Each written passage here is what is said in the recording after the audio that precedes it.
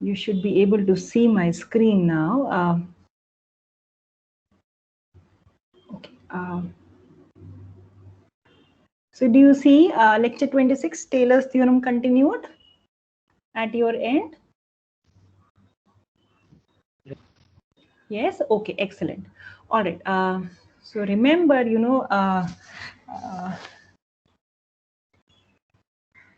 let's recall the statement of the Taylor's theorem. But before that, let's consider a function which is n times differentiable at a point x naught. Yeah. So all possible derivatives of f up to order n exist. Yeah. So and now we look at a polynomial. So Pn is a polynomial. What is the property of this polynomial? A Pn has the property that this polynomial and its derivatives up to order n agree with the function f and its derivatives up to order n at the specified point x naught. Yeah.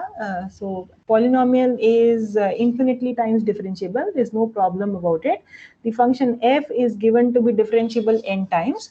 What are we saying? That this polynomial p and the function f, all possible derivatives of the function f, including the value function itself at the point x naught coincide. Yeah. So there's a dependence on n here. So we have a subscript p subscript n. Yeah? So this is called as the nth Taylor polynomial for the function f at the point x naught. Yeah. So, what is that we are trying to do? We are given any arbitrary function which need not be a polynomial. Yeah.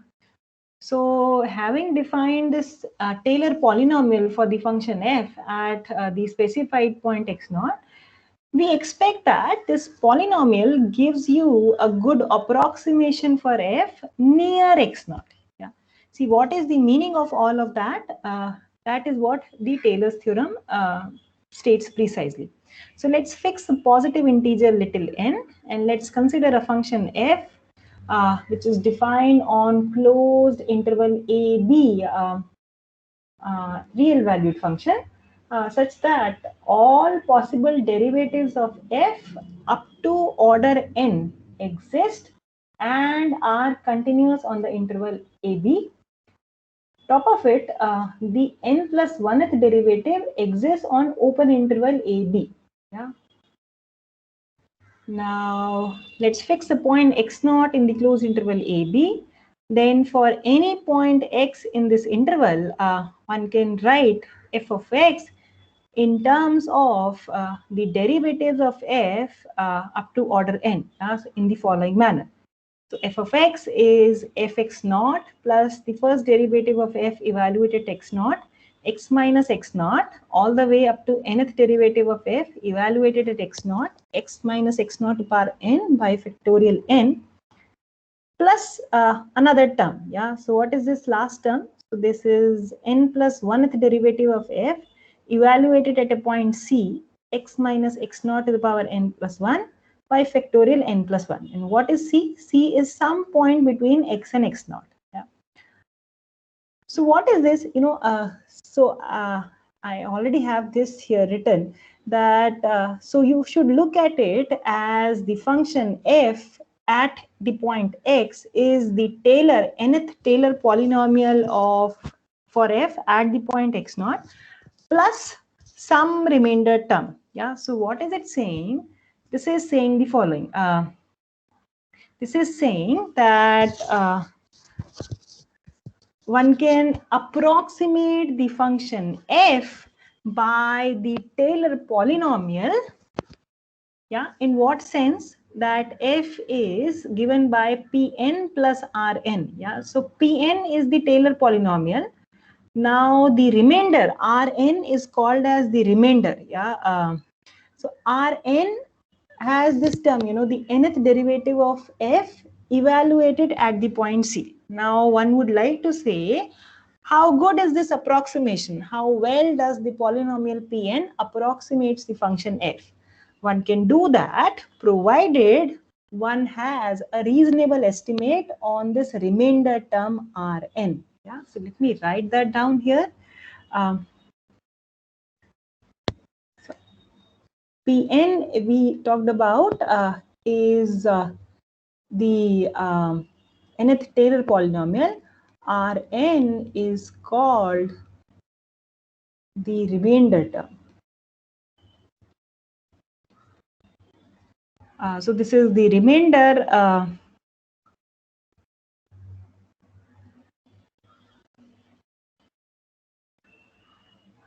at the point x0, right? Now, what is the role of this remainder? But before that, let's see. Let's look at, let's go back to the statement of Taylor's theorem. And let's say, suppose n equal to 0. So what would this theorem look like if n is 0? Then what is this theorem? So if n is 0, then the nth Taylor polynomial Pn looks like just the term fx0, correct? And the remainder would be the first derivative of f evaluated at a point c, x minus x0 to the power 1, correct? Have you seen something like that before?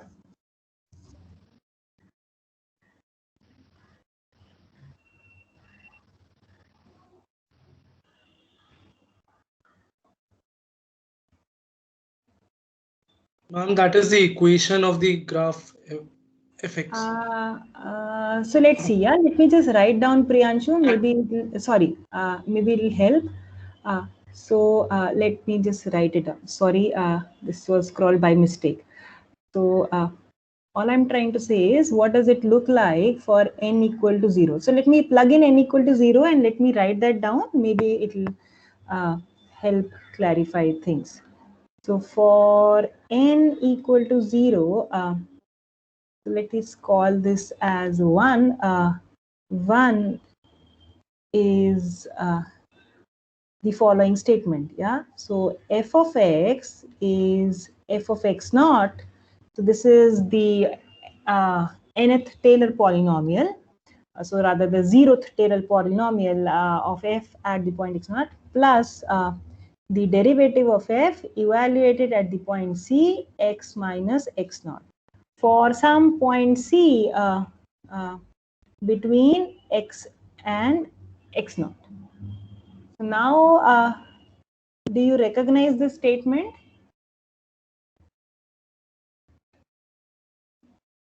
This is the Lagrange's. This is the Lagrange's mean value theorem, right? Excellent. So Taylor's theorem is nothing but the Lagrange's mean value theorem. Yeah. So the Taylor's theorem is the Lagrange's mean value theorem for n equal to 0, right? Now, what is Taylor's theorem saying? The Taylor's theorem is saying that if you have a function which has suitable properties. What are these suitable properties? That all derivatives of f up to order n exist, are continuous on this interval, in the n plus 1th derivative exists. Yeah. Then f can be approximated by a polynomial of degree n. Yeah. So this is an approximation. And what does this statement allow us? This statement allows us to estimate the error. What is the error in the approximation? The error is given by the term Rn, yeah, which is f minus Pn. If we know bounds on the n plus 1th derivative of f. Yeah, so let me write that down. I think this is important. Yeah. So this is saying that f can be approximated. So when can this happen? I should write down clearly under the assumptions as in the statement of Taylor's theorem.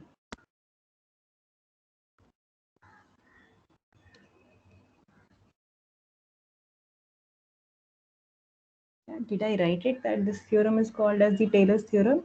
No, right? So let me do that. This is the Taylor's theorem.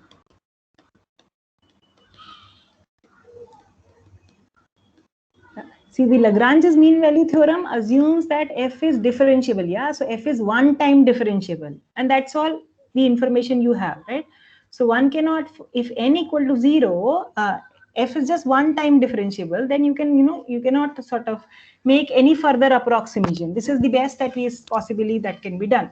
But if you have more information, then f can be approximated by a polynomial of degree n. And what is n here? N is as many times as we know that the function f is continuously differentiable. Yeah. So I take that statement again. What is n here? N is the index which tells us how many times or up to which order all possible derivatives of f exist and are continuous on this interval. Which interval? The domain of definition of the function f. Yeah. So let me just complete this statement. Under the assumptions as in Taylor's theorem, the function f can be approximated by a polynomial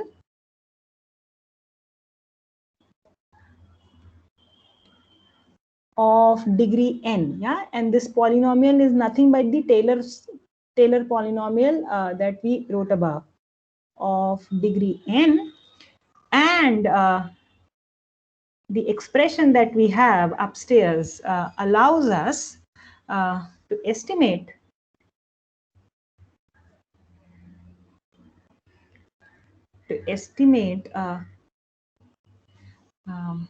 the error. Yeah, the error meaning how good is this approximation. Yeah, so that is given by, so let me write this, the polynomial Pn, and the error is given by f minus Pn. Yeah, so this is nothing but the remainder term. And the remainder term involves the n plus 1th derivative of f. Evaluate it at some point c, where what is c? The only information that we have about c is that c is some point between x and x naught. Yeah. So one can estimate this error provided we know bounds on the n plus 1th derivative of the function. If we know the bounds on the n plus 1th derivative of the function f. Correct? Is that okay? Is everybody with me?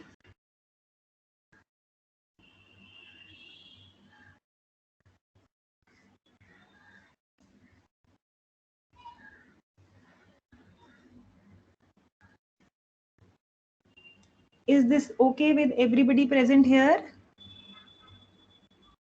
Yes, ma'am. Yes, ma'am. Okay, excellent. All right. So with this, I think let's see some applications of the mean value theorem. Okay.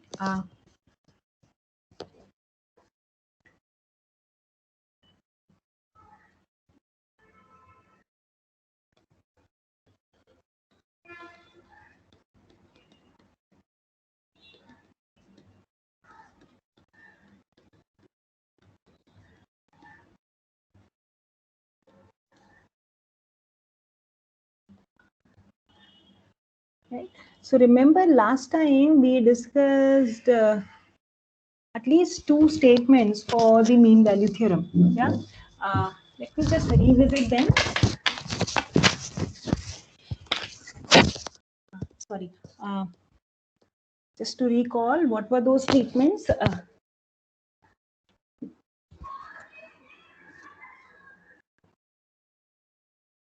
So here is the first mean value theorem. Suppose you have a function which is continuous on this closed interval and differentiable on the open interval. If the endpoints are both taken to 0, then there is a point such that the slope of the tangent line to the graph of f at that point is 0, right? So that's the first mean value theorem. As a corollary, what you get is the Rolle's theorem. So over here, the only thing that is being relaxed is that the endpoints are mapped to the same point, not necessarily the origin. Yeah, but the conclusion remains the same. And then is the second mean value theorem, right? Which is also called as the Lagrange's mean value theorem. That f is continuous on the closed interval and differentiable on the open interval, then there is a point on the graph of f such that the tangent line, the slope of the tangent line to the graph of f at this point is equal to the chord joining the endpoints AFA and BFB. Correct? So let's see what all interesting things that is that we can interpret from the mean value theorems, right? Okay, so before we do that, let me just make, let's recall a small definition.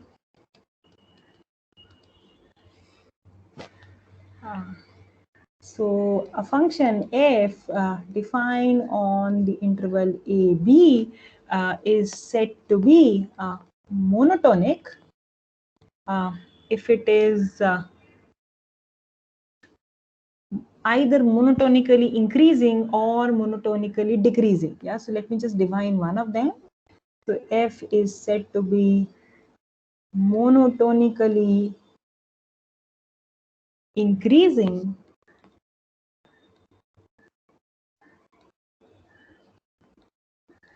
on the interval AB if the following is true. Yeah, if whenever x and y are 2 points in the interval AB such that x is less than y, then the inequality is obeyed by their images under f also. Yeah, so f of x is always at most equal to y, right? Yeah, and likewise, one can define when do we say that a function is monotonically decreasing, right? Okay. So let's go back to what we were discussing.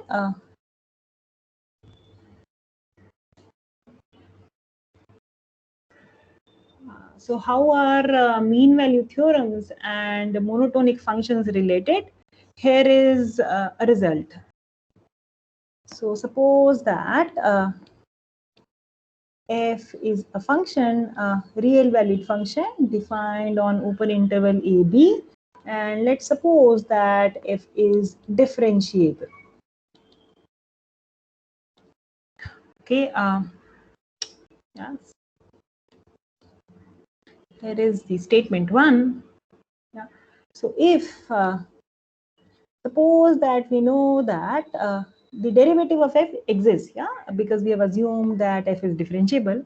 Suppose furthermore we know that the derivative vanishes everywhere on the interval AB.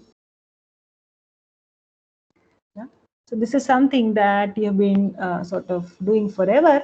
Then you expect the function to be constant, right? But how do we sort of prove this? The proof uses the mean value theorems. This is statement 1, and the next statement is the following. Suppose that the derivative is non-negative everywhere. Yeah. So then the conclusion is that f is monotonically increasing on this interval. Yeah. And if the derivative is less than or equal to 0, then the function is monotonically decreasing everywhere. Yeah, so let me write that down. So the information about the derivative helps us deduce information about the function using the mean value theorems. Yeah. So if the derivative is non-negative everywhere, then f is monotonically increasing in the sense just defined above.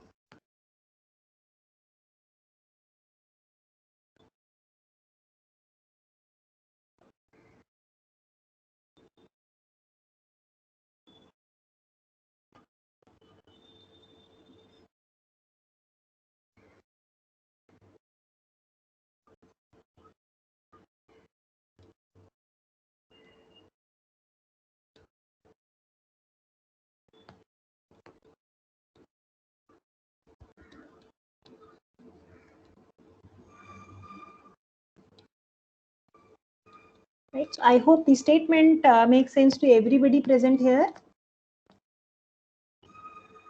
Yeah, is that okay? Yes, please. Ma'am, ma'am, if dash x can be equal to 0, right? Yes. Ma'am, so why are we not calling f as monotonically, monotonically non-decreasing? Um, See, we are just saying monotonically increasing. Our definition says monotonically increasing means there's a less than equal to. Otherwise, if you want a strict inequality here, we will say strictly monotonically increasing. Yeah, so okay, our, ma'am. your non-decreasing and, the way I have written here, increasing is the same. Or the difference here is strict inequality, right? That's what you want to Yes, say, ma'am. right? Yeah, Yes. yes, So in ma'am. that Yeah. case, it's just a matter of convention, nothing else, right? Then you say strictly monotonically increasing, right? It just, you adopt one convention and you just stick to it, correct? Is Yes, that ma'am. okay? Yeah, Yes, ma'am. Yes, ma'am. Got yeah, it. yeah. All right. Yeah. Okay. Okay. So let's see the proof.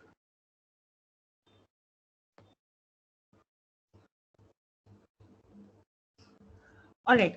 So let's look at 1 and 2. How do we do this? Yeah. What is it we know? One way to go about is to use the second mean value theorem, yeah, which means the Lagrange's mean value theorem, right? But the Lagrange's mean value theorem says what? Let's go back to the statement of the Lagrange's mean value theorem. Here it is, right? So in order to apply this theorem, we need, continuous endpoints. So over here in the theorem that we are just discussing, the assumption is that f is differentiable on open interval AB, right? So in order to apply the Lagrange's mean value theorem, we must look at some subinterval alpha beta of the open interval AB, right? And say that f is continuous on the subinterval alpha beta and differentiable also on that subinterval, and hence we can apply Lagrange's mean value theorem or the second mean value theorem there. One cannot apply the second mean value theorem directly to the open interval setting of the theorem that we are discussing. I hope everybody is with me on this, right? You realize this point here, that we don't have the continuity of the function at the endpoints over here in this theorem. Is that okay? So I'm going to write this, that apply. Is that okay? Everybody realizes this? The second mean value theorem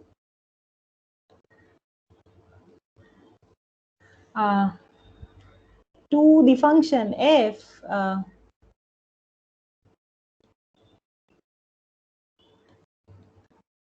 restricted to the interval alpha beta, where what are alpha and beta? Let me just clarify that.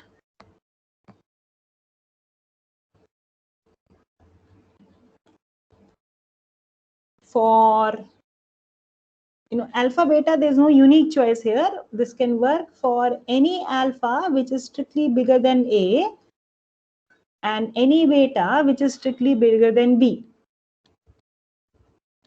Everybody realizes that one has to look at alpha beta and not the interval AB. One cannot apply the second mean value theorem to the function f on the interval AB directly here. I hope this is everybody is with me on this. Is that okay? Yes, ma'am. Yes. Okay. Excellent. Now, once all the assumptions, the hypothesis of the second mean value theorem are satisfied, what do we get? We get that f at beta is f at alpha plus the derivative of f evaluated at some point c beta minus alpha. Yeah, where what is c? C is some point in the interval alpha beta. Correct? Right? All right. Now let's see, how do we prove the statements 1 and 2 now. Now what is the assumption of 1? That the derivative vanishes identically everywhere. So for statement 1, so if the derivative of f vanishes everywhere, so so this is true for all points C in the interval A alpha beta, then clearly the statement above tells us that f at beta coincides with f of alpha, and this is true for all the points alpha beta as above. Correct? And that just means that the function is a constant function.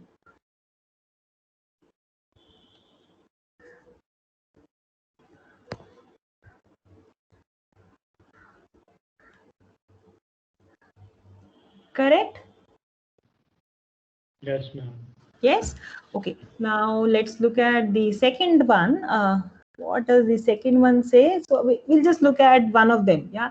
So let's assume that the derivative of C of f at the point C is non-negative throughout. Yeah. So meaning the derivative of f at is non-negative everywhere on the interval AB. Yeah.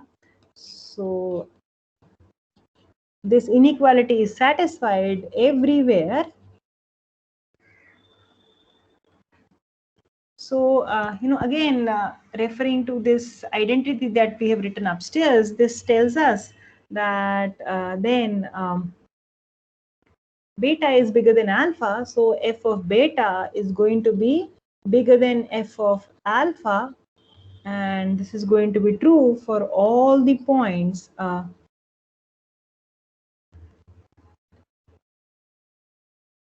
alpha beta between A and B. Correct? Is that okay?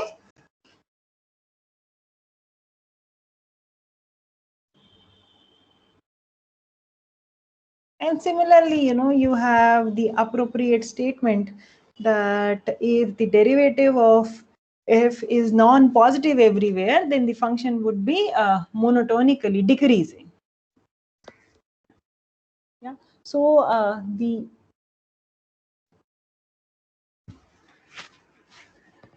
important ingredient here is the second mean value theorem. Is that okay? Yes, ma'am. Yes. Okay. Excellent. All right. Having done this, here is the final thing which I wanted to discuss about differentiation. It is the following theorem. Let me write that here. So, yeah. So suppose that f be a function defined on interval a b, and suppose that f is differentiable. Yeah.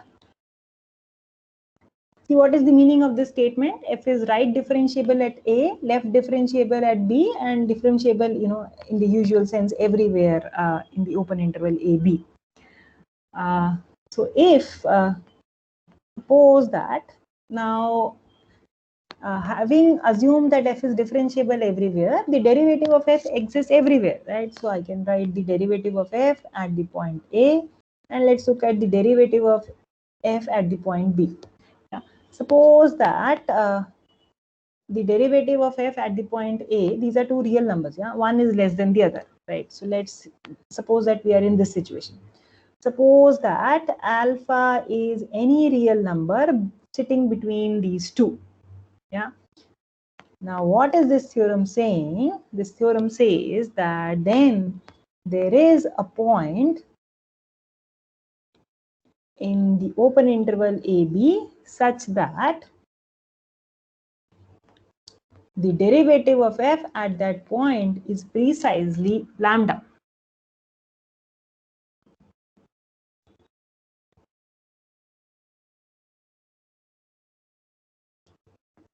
See, this result is very striking. Why? Because this is much like the intermediate value property. See, what does the intermediate value property of continuous function tells us? Can anybody remind me? What is the intermediate value property of continuous functions?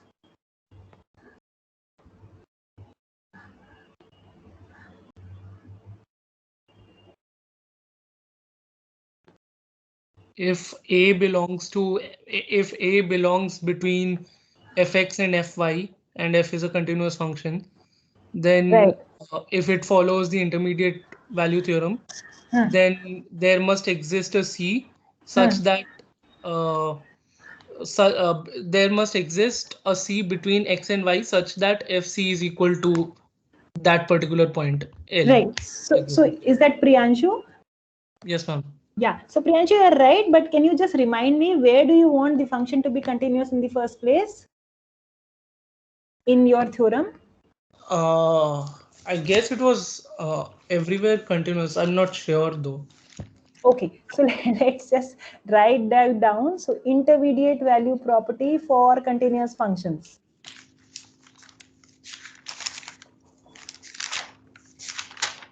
Yeah. So let's write it like this. Let G, so there are too many F's here, so I'll see. So let G be continuous.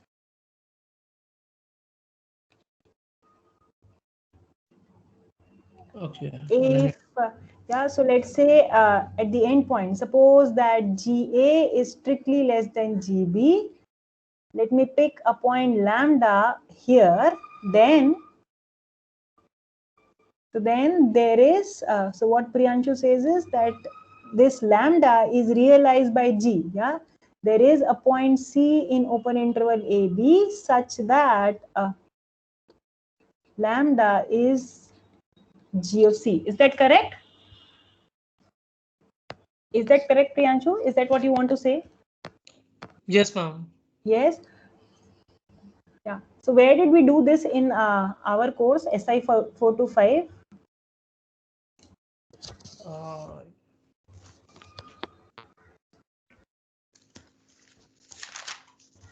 See, this is just the statement that G is a continuous map, interval defined on an interval, which is a connected set. So the image of G under this interval is going to be a connected set in R. That means that the image is going to be an interval.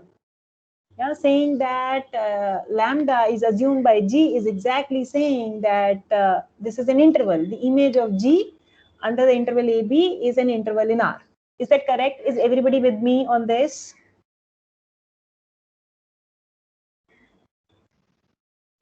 Yes, ma'am. Yes. Okay. So what is the point of recalling the intermediate value property here? You look at what I have written here. Now this statement here is exactly the intermediate value property for derivatives. So instead of the function G here, let's look at the function f prime. This is saying that derivatives also have the intermediate value property. Now you would say, what a big deal it is. Why doesn't it follow from the intermediate value property of continuous function? It doesn't follow directly from the intermediate value property. So can somebody help me? What is the big deal here? But first question, does everybody follow this point that this theorem is exactly saying that derivatives have the intermediate value property? Let me write this down. This is the continuity of derivatives. So let me not write down continuity of derivatives. Let me just write down intermediate value property for derivatives.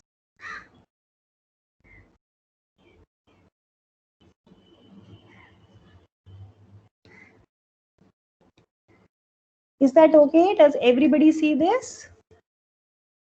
Just like continuous functions have intermediate value property, this is saying that derivatives have intermediate value property. This theorem is telling us the following thing.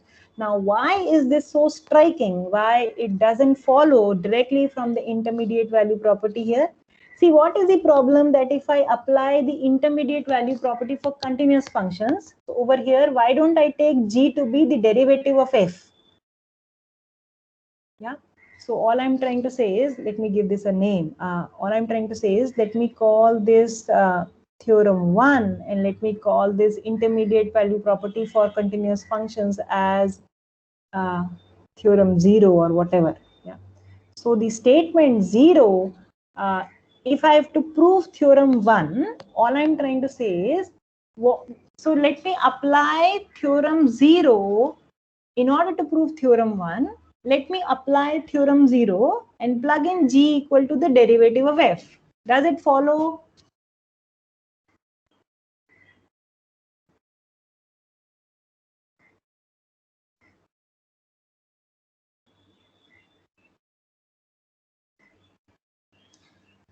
So my question is, does theorem 1 follow trivially from theorem, the statement 0 that I have written upstairs?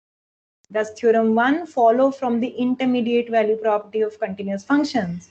Can I just take g equal to the derivative of f and get theorem 1?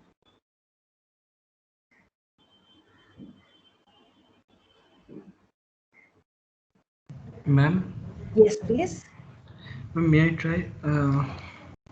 Please. Ma'am, here I think we need the condition that g should be integrable over the interval AB. G should be integrable where? Over the interval. I mean, if we use the theorem 0 to prove theorem 1, then we need g. I mean, g is equal to f dash, right? You want to do So, that, yes. so okay.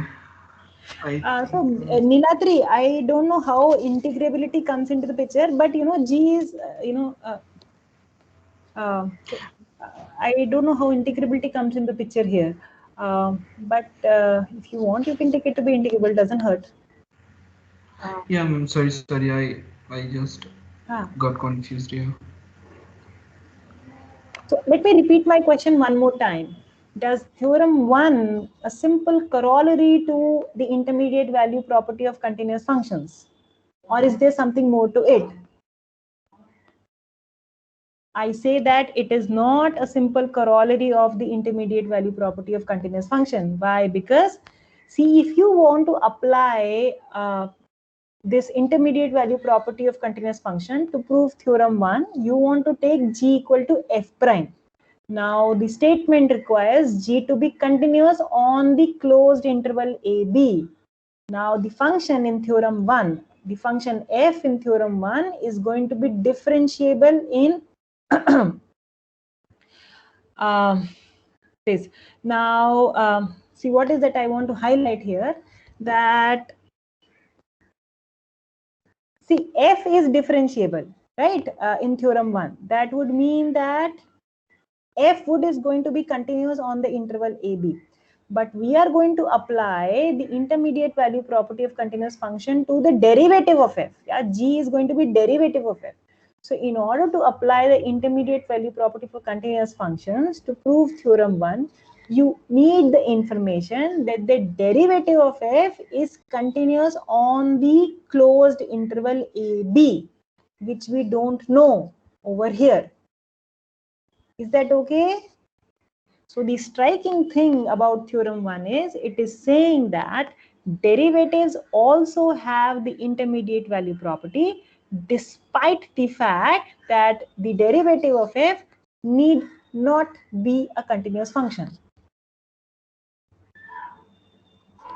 You remember we have seen an example which says that f is differentiable everywhere, but the derivative of f is not continuous. I'll just sort of show that to you again if some of you are confused. Give me a minute, let me look up.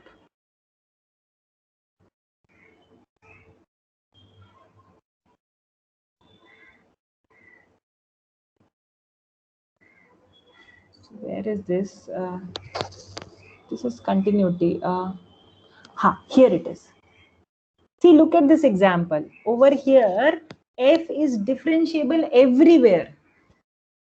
So the derivative of f exists everywhere, but the derivative of f is not continuous function. So similar is the setting in theorem 1.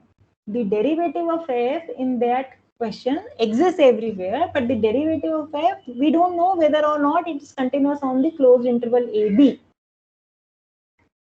Is that okay? So what is important here to note is the following. Let me just go back where we were. Give me a minute, let me just scroll up. It is saying that derivatives also have the intermediate value property. What am I doing? Despite the fact that they need not be continuous functions. Sorry, this just took forever.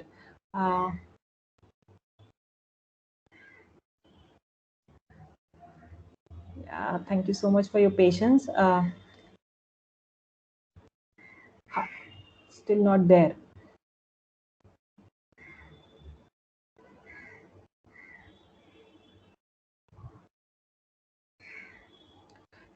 Here it is. Sorry.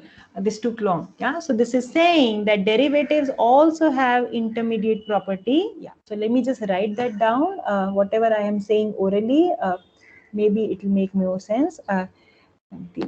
So the following theorem says, the next theorem says that the derivatives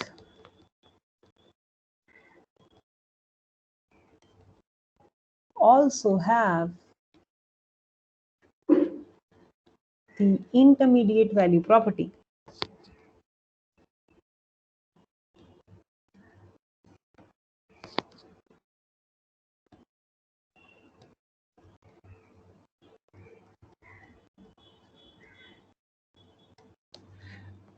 Despite the fact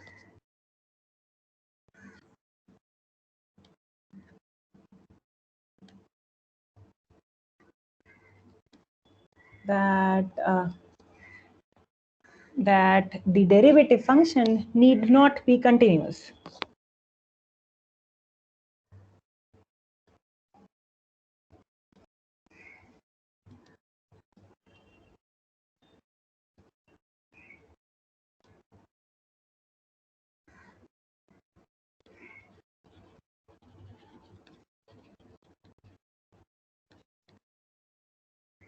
So our understanding was so far that the continuous functions have intermediate value property. This is a new thing, that derivatives have the intermediate value property, and this does not follow from the intermediate value properties of the continuous functions.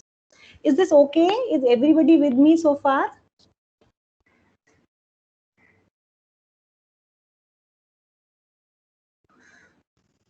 Yes, ma'am.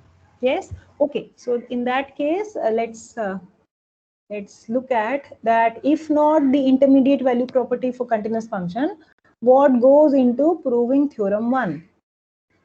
So this is we are going to use the mean value theorems to prove theorem 1.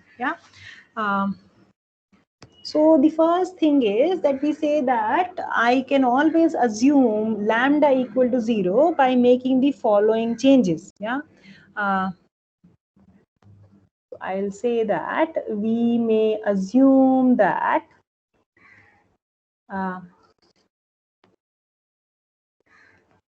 that lambda is 0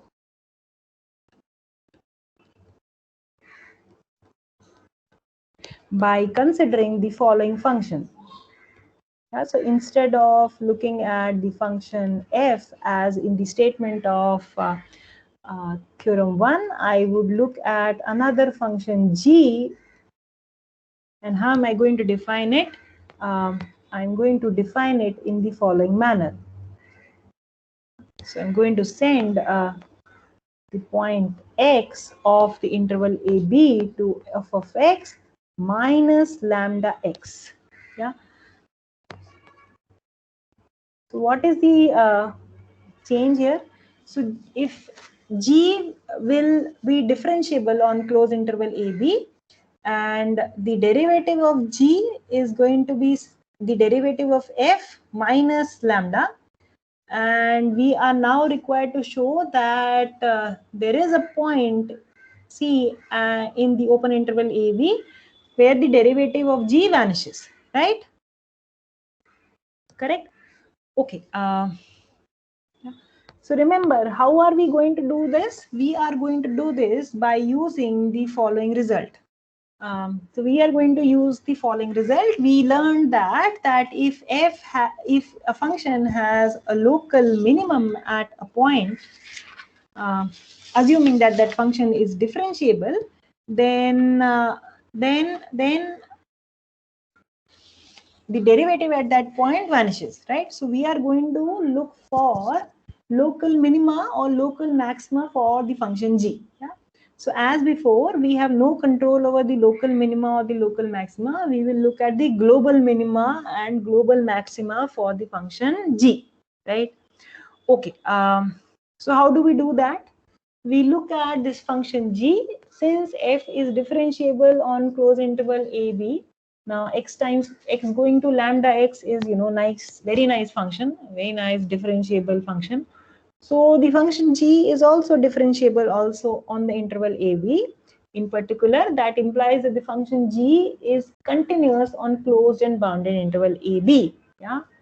So which means that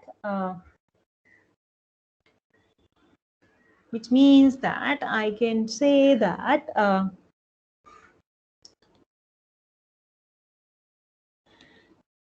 so let me make the following observation.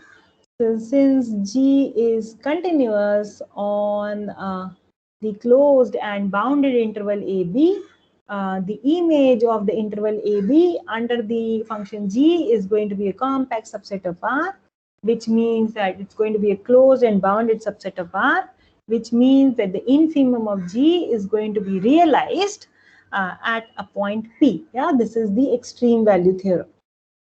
There is a point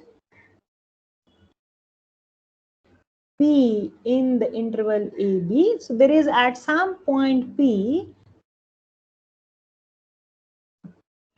such that the infimum of G is going to be realized at the point P. Is this okay? Everybody with me? Right? So, let me just sort of, for the sake of emphasis, write it in the following form. Yeah, G of P, and this is true for all the points in the interval AB. Yeah. Now we would like to say that P cannot be either of the endpoints A and B, which will say that P in fact is a point of local minima. Yeah, so G has a local minima at a point P, and then our earlier analysis will tell us that the derivative of G at the point P vanishes, which means that the derivative of f at the point P is equal to lambda, and we will be done. That's what we want to do. Correct? Is that okay? Everybody with me up till this point?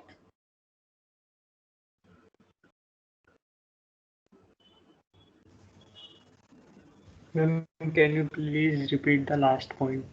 So all I'm trying to say is, I'll just write that down. Huh? So I'm trying to say that we now show that we claim that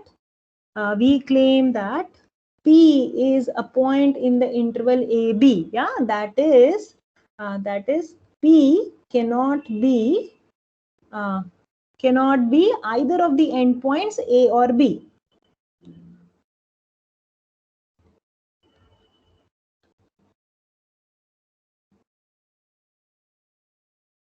So what will I achieve if I do that? If I do that, suppose that I show that P cannot be the endpoint A and P cannot be the endpoint B. This will show that, and P is where the infimum of G is realized. Yeah, so this will show that G has a relative minimum at the point P. This will allow us to conclude that the derivative of G at the point P vanishes, saying that the derivative of g at the point p is 0 is exactly saying the way the function g is defined, that the derivative of f at the point p is lambda, and that's it. We are done. Is that okay? Yes, ma'am. Yes. Okay. So let's see. Why can p not be the endpoints a or b? Yeah. So let's see. So the first thing is the following. Yeah. So let's write down the derivative of g. The derivative of g is given as the derivative of f minus lambda. Yeah. This follows from the way the function g is defined. And moreover, what does it tell us? So this tells us that the derivative of g at the point A is going to be the derivative of f minus lambda at A minus lambda, and the derivative of g at the point B is the following, right? Now, by assumption, what does it say? Yeah, by assumption, lambda is a point between the derivative of f at A and the derivative of f at B, which means that the derivative of g at A is negative and the derivative of g at the point B is positive. Correct? Is that okay? This is by assumption given to us. Yeah. So let's look at this. Now g is assumed to be differentiable. Now saying that g is differentiable means at the point A is the endpoint of the domain of definition of g. Yeah.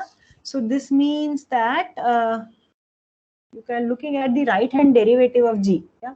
So let's look at this. Yeah. So this is the derivative of g. This is at the point A. This is this obeys this inequality.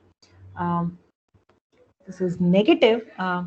And what is this? This is by definition, this is the limit of the following difference quotient. Yeah. So this is g of x minus g of a by x minus a. Right.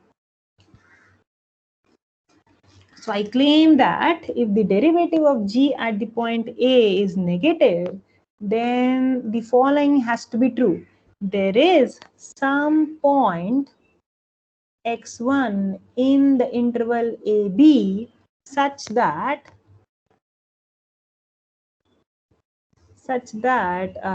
g of x1 minus g of A is strictly negative.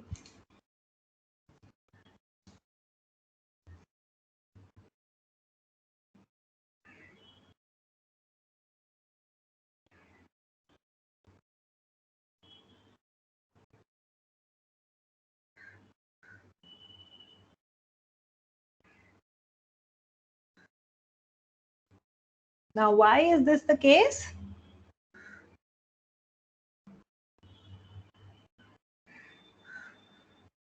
Because if for every point of the interval AB, this inequality is not satisfied, yeah, which means that g of x1, g of x minus ga is non-negative everywhere, then the same would be true for the derivative, but that's not the case. Is this okay with everybody?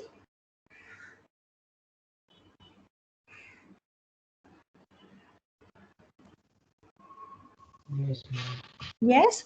Now, now at this point, let me just write it in a box. Recall that, how did we define the point P? Recall that point P was the point where the infimum of G was realized. Yeah, G of P is less than equal to G of X for everywhere on the interval AB. Yes, let me just put it in a box. Yeah. So if there is a point x1 in the interval AB such that gx1 is strictly less than ga, I say that this shows that P cannot be the endpoint A.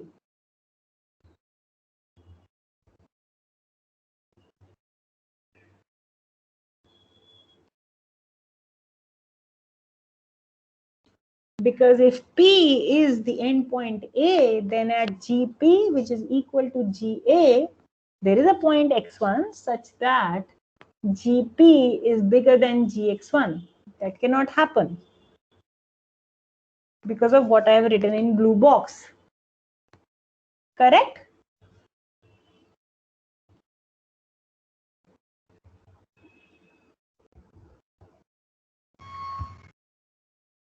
Is this okay?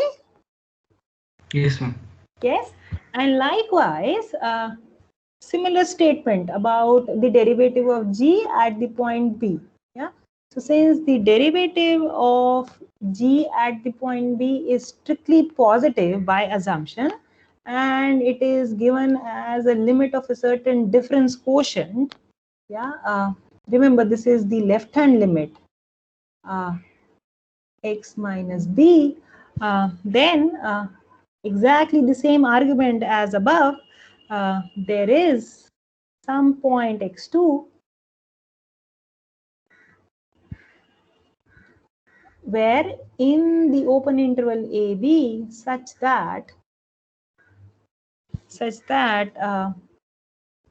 Gx2 is strictly less than G at the point B. Because if there is no point in the interval AB satisfying this inequality, which means that for every point in the interval AB, g of x minus gb is non-negative, which means that the numerator in this is non-negative, then but the denominator is always positive, so which means that this inequality cannot hold true. The derivative of g at the point B cannot be strictly positive, right? It's the same line of argument as above. Yeah.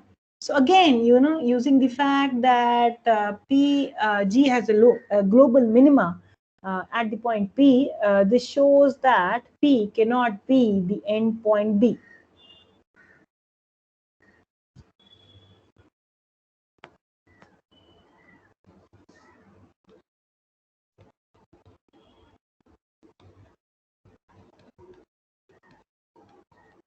Right. So G has so the infimum of G is realized at the point P, and P cannot be the endpoints A as well as the endpoint B, which means that P is a point in open interval AB, which means that G has a local minimum at a point P. So hence, G has a local minimum at the point P.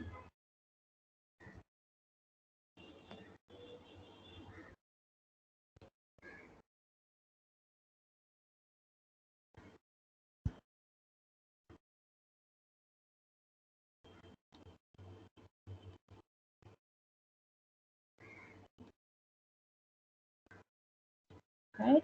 And now we conclude that the derivative of G at the point P vanishes. Yeah. So let me remind you what is this theorem that I am using here. So I think this was the very first theorem that we did before discussing the mean value theorems. Here it is. So I've called it theorem 1 here. Yeah. If f is defined on closed interval AB and P a point in open interval AB, such that f has either a local maximum or a local minimum at the point P, assuming that f is differentiable at the point P, it follows that the derivative of f vanishes at the point P. Yeah? So using this result, it follows in our setting, having established that P cannot be the endpoints A and B, P has a relative or a local minimum at the point P, and one can conclude that the derivative of G at the point P vanishes.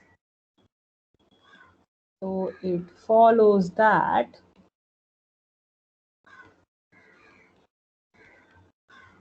and we are done. Saying that the derivative of G at the point P vanishes means that the derivative of f at P is equal to lambda, and we are done. Is this okay? Yes, ma'am. All right, excellent. Very nice. I think this is all that I wanted to say about differentiation. Are there any questions?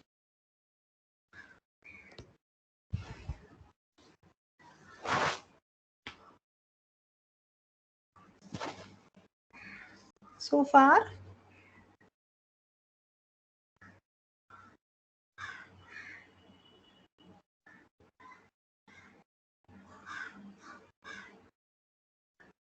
Okay, so if there are no further questions, then in the remaining time, I would like to discuss the concept of integration as much as we can. Yeah, so that's the next concept that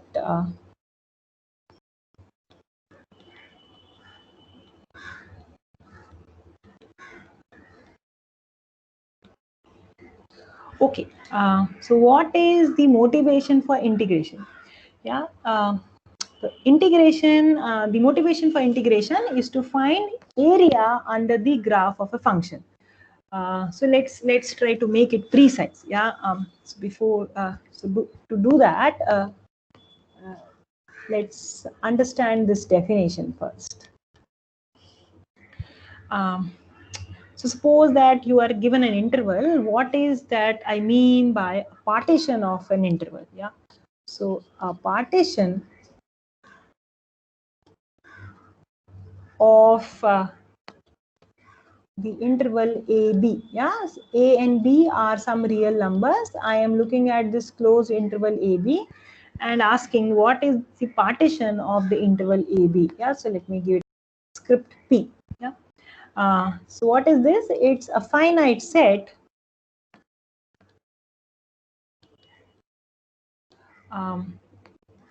just a bunch of points, finite sets x1 up to xn, such that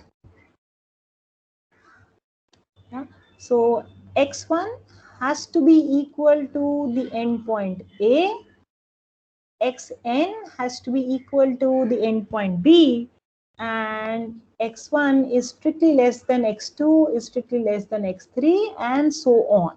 Yeah. So it's nothing but a bunch of points in the interval AB. Right. Right. So having defined this, let's do the following. Yeah. So given a partition,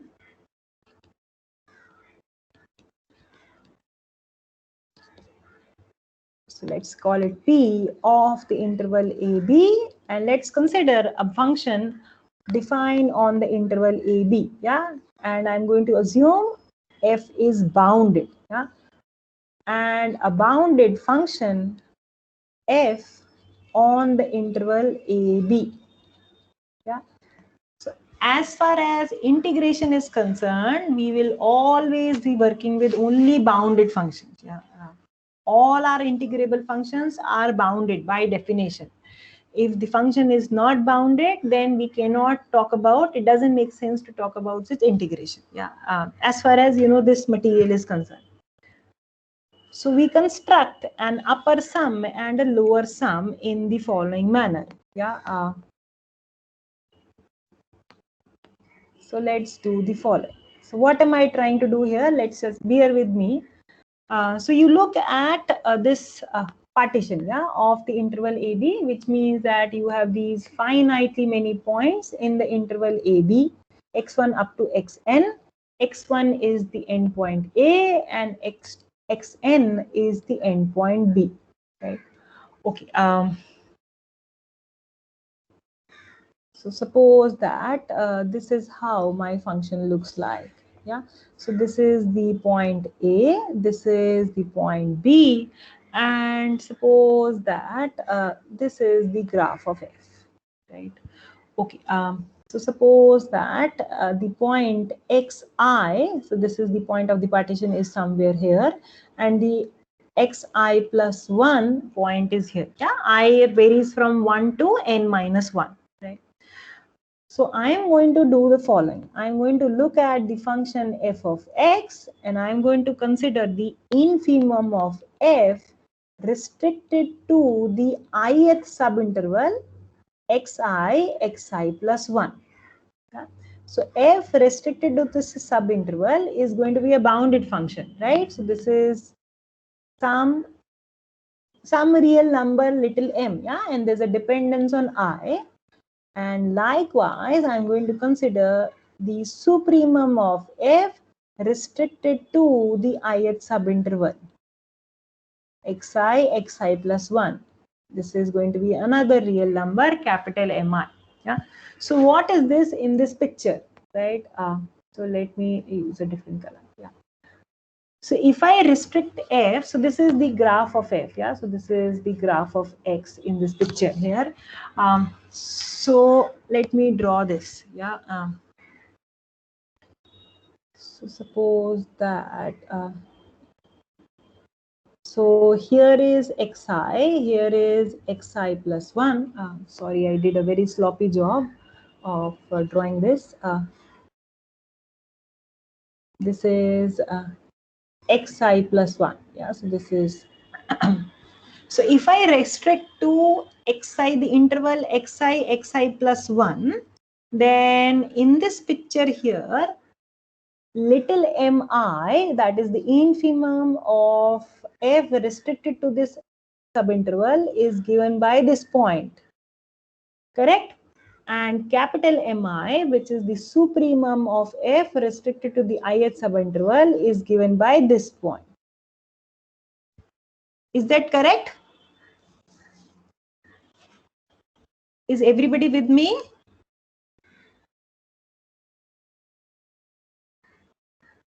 Yes, ma'am. Yes. And now what am I going to do? I am going to look at a box with base x. So let me just write this down here. Maybe consider, just clarify that I varies from 1 to n minus 1. Right? Yeah. Okay. Yeah. Thanks. And now I'm going to consider a box with base xi plus 1 and height capital Mi, yeah, which means that I am going to look at this box. So this is a box with base xi plus 1 and height capital Mi, yeah. Let me write that down. This might be too much to process verbally, yeah. So a box with base given by the interval xi plus 1 and height capital Mi, yeah. And likewise, consider a box with the same base but height little mi, yeah, so which will be this red box here. So the red one is a box with base xi plus 1 and height little mi. Now this blue box, which is a box with base xi plus 1 and height capital Mi, contains the entire area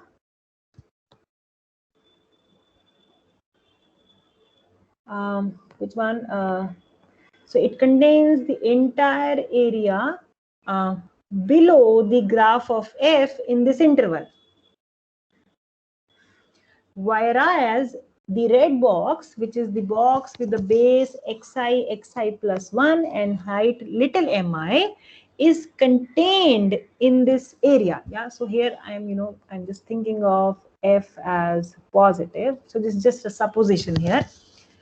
So maybe I'll just write that down because there's a lag when I draw and I write and you process that. So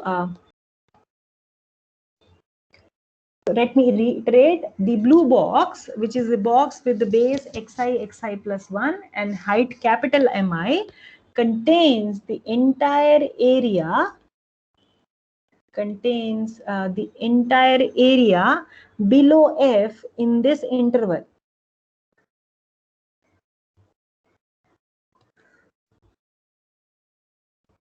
Entire area below f means entire area under the graph of the function f. Under the graph of f restricted to the interval xi plus 1. And the red box is actually contained in this area. Which area is contained in the area under the graph of the function f restricted to the interval xi plus 1. Is that correct?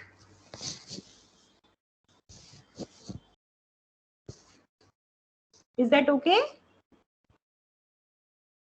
Yeah. And now, how do I calculate the area of this blue and the red box? It's just a rectangle here, right? Yeah.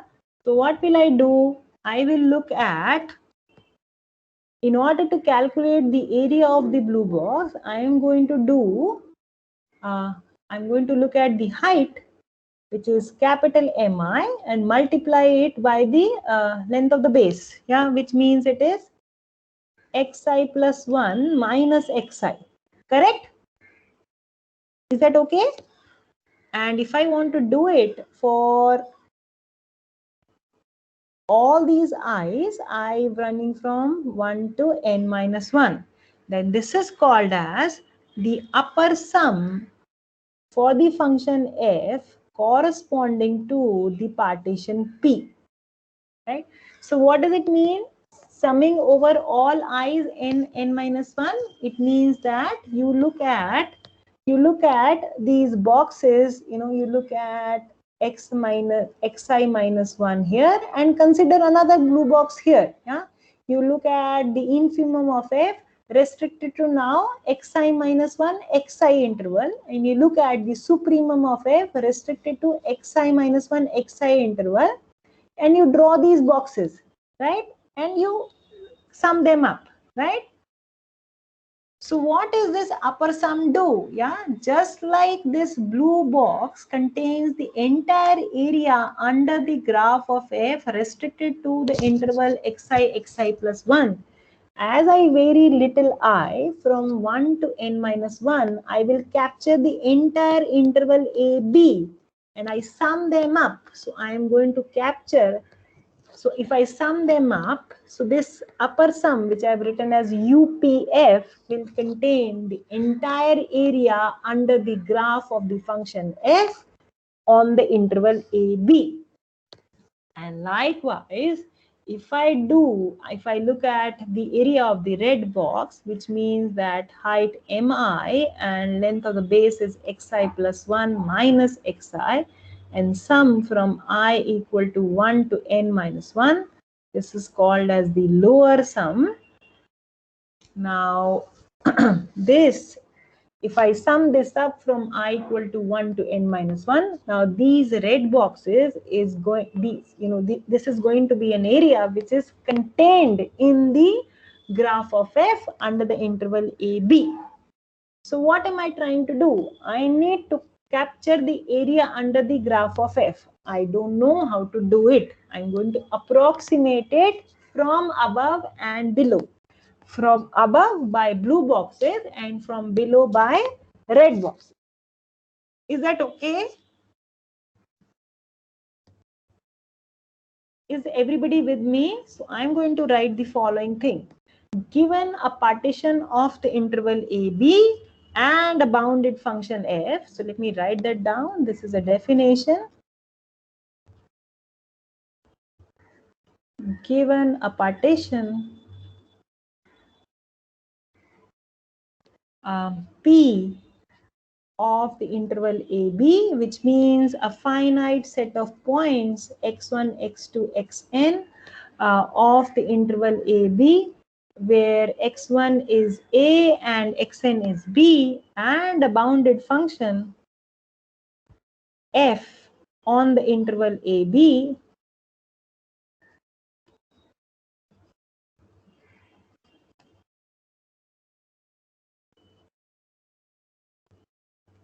so f is a bounded function defined on interval AB, real values. One can define the upper and the lower sums of f relative to the partition P.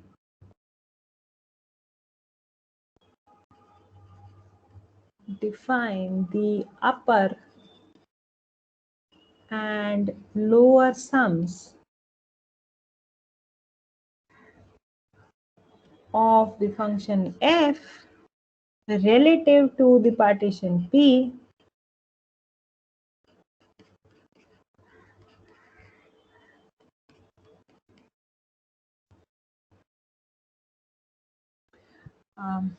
in the following manner. So UPF is, what I've written in blue ink upstairs, I equal to 1 to n minus 1, capital MI xi plus 1 minus xi, and the lower sum is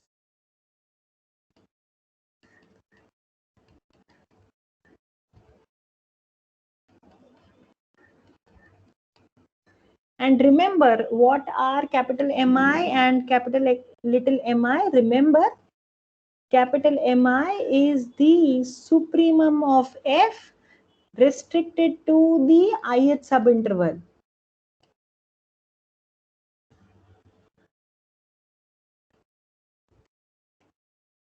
And little mi is the infimum of f restricted to the ith subinterval.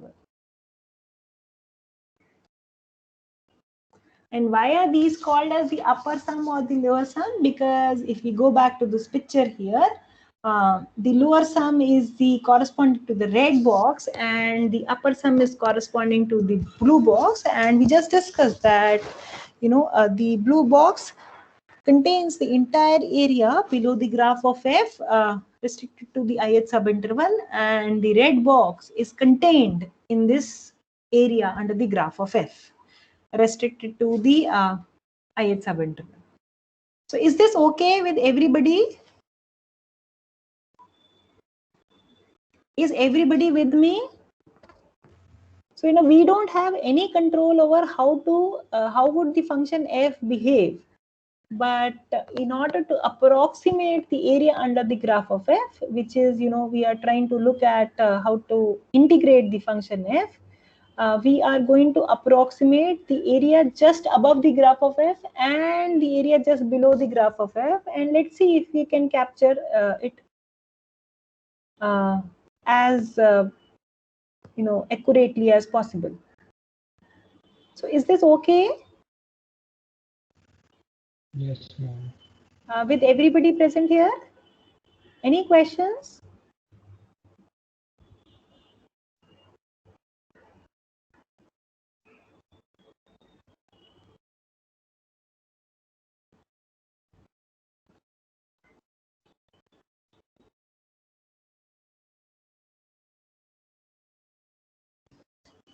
Okay, all right. So suppose that now let me introduce another point. Yeah, so let me now introduce another point in this partition. So in this subinterval, let me introduce another point y here. Yeah. So I am given a partition of the interval AB, which means that I am given points x1 up to xn. Now I am looking at another partition of the interval AB, which means which has one more point, namely the point y. And where is this point y sitting? This point y is sitting in the ith subinterval. Now how will it affect the area under the graph of f? It doesn't affect the area under the graph of f, yeah, but how does it affect the upper sum in the lower sum is what I am interested in.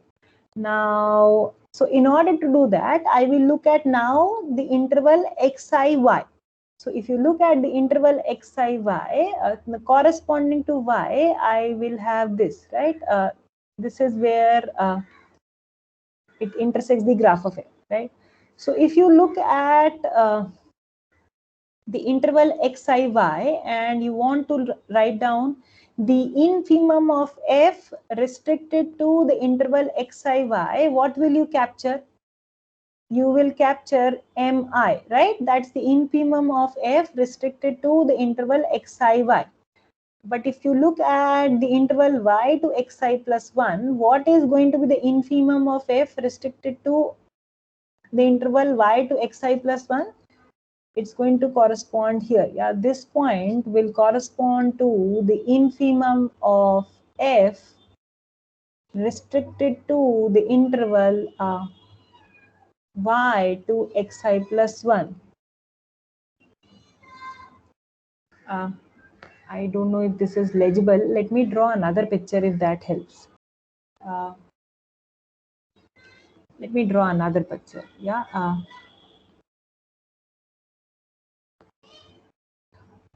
So let me try to draw a bigger picture. So I am here. Here is the point A. Here is the point B. Suppose that my f. Let me draw something little steep so that you see the variation. Suppose that the graph of f looks like this. Yeah. So this is y equal to f of x. Suppose that xi is this point and this is the point xi plus 1, right?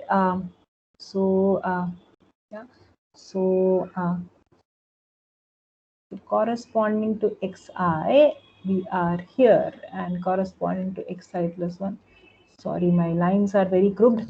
Yeah.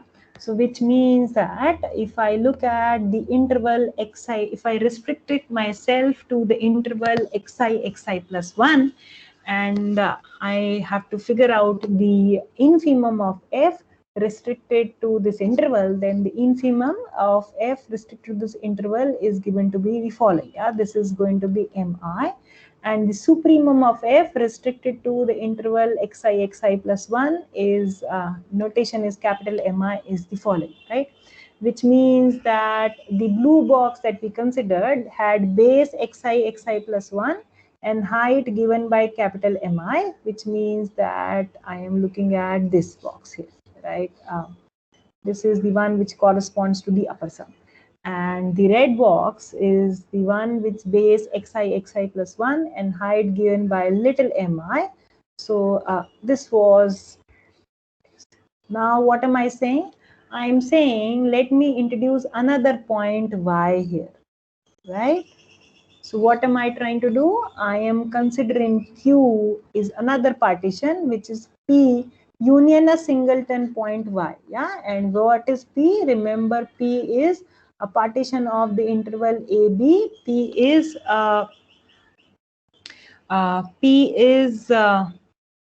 points of the form P is x1, x2, xn. Points in the interval AB. X1 is strictly less than x2, is strictly less than xn. Yeah, so x1, x2, xn of the interval AB, right? Now, if I have to look at the upper sum corresponding to the partition Q, then I need to look at the interval xiy, correct? Is that okay? So I have to look at the interval xiy. Yes, and I need to look at the infimum of f of x, where x varies into this. Yeah, so let me give this a name. Let me call it mi star. And likewise, I need to look at the supremum of f of x corresponding to x going to xiy, and this is, I'm going to call it as mi star. And there are a few more things here. So let me look at this first. So you look at the interval xiy, then in this picture, what would be mi star?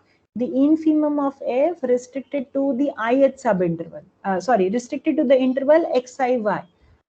So y is here, which means that, let me draw the straight line first. This is the point corresponding to y f of y, right? And now in this picture, mi star is going to be the same as mi. Is everybody with me up till this point? Is that okay? Which means that if I have to draw a box with height little mi star, and base xi y, I am going to get this box, right? And what is capital Mi star in this picture? You look at the box xi y, and what is the let me draw different ink. I don't know how many. Let's see if this color is visible. So what is capital Mi star in this picture? Capital Mi star in this picture is this line here. Yeah. So this is capital Mi star. So if I have to draw a box with base length xi y and height capital Mi star, I will get this. Is that okay?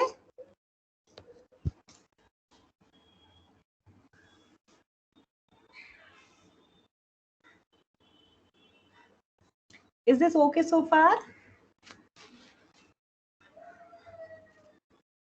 Yeah.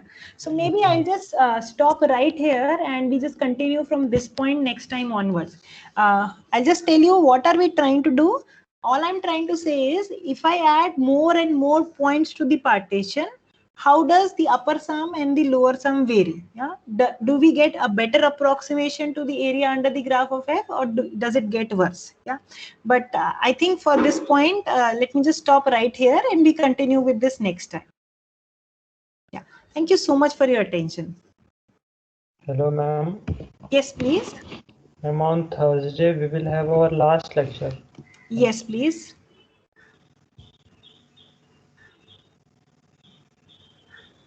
Yes, that's correct.